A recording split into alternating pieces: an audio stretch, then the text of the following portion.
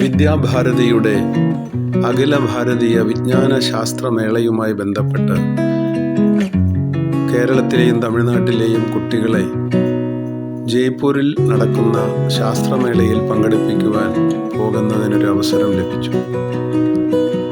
അതിനുശേഷം പരിപാടികളെല്ലാം കഴിഞ്ഞ് ജയ്പൂരിലെ ആൽബർട്ട് മ്യൂസിയം സന്ദർശിക്കുവാനുള്ള ഒരവസരം കിട്ടി. വളരെ പ്രാചീനമായ, പുരാതനമായ, ഗംഭീരമായ ഒരു മ്യൂസിയമാണ് ജയ്പൂർ ആൽബർട്ട് മ്യൂസിയം. അവിടേക്കുള്ള യാത്രയിലാണ് ഞാനിപ്പോൾ ഉള്ളത്. ആൽബർട്ട് മ്യൂസിയത്തെക്കുറിച്ച് കേട്ട സമയത്ത് അത് കാണാനുള്ള കൗതുകം എൻ്റെ മനസ്സിലുണ്ടായി. അവിടെ ചെന്ന് കണ്ട സമയത്ത് അത്ഭുതപ്പെട്ടു പോയി. പുരാതനമായ യോഗാചാര്യന്മാരുടെ തപചര്യകളാൽ സമ്പന്നമായിട്ടുള്ള ഒരു മ്യൂസിയമാണ് ആദ്യം കയറുമ്പോൾ തന്നെ നമുക്ക് കാണാൻ സാധിക്കുന്നത്.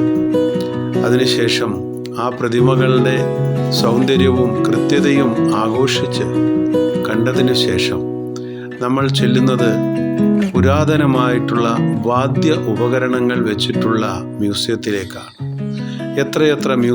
എത്രയെത്ര വാദ്യോപകരണങ്ങളാണ് ആ മ്യൂസിയത്തിൽ അടുക്കും ചിട്ടയോടുകൂടി വളരെ ഭംഗിയായിട്ട് അലങ്കരിച്ച് വെച്ചിരിക്കുന്നത്. ഒരു ദിവസം മുഴുവനും കണ്ടും പഠിച്ചും മനസ്സിലാക്കി രേഖപ്പെടുത്താൻ സാധിക്കുന്ന ഗംഭീരമായിട്ടുള്ള ഒരു മ്യൂസിയമാണ് ജയ്പൂരിലെ ആൽബർട്ട് മ്യൂസിയം എന്ന കാര്യത്തിൽ യാതൊരു സംശയവുമില്ല. ചരിത്ര ഗവേഷക വിദ്യാർത്ഥികൾക്ക് ഈ മ്യൂസിയത്തിലെ ചിത്രകലയും മറ്റും ആസ്വദിക്കാൻ സാധിക്കും.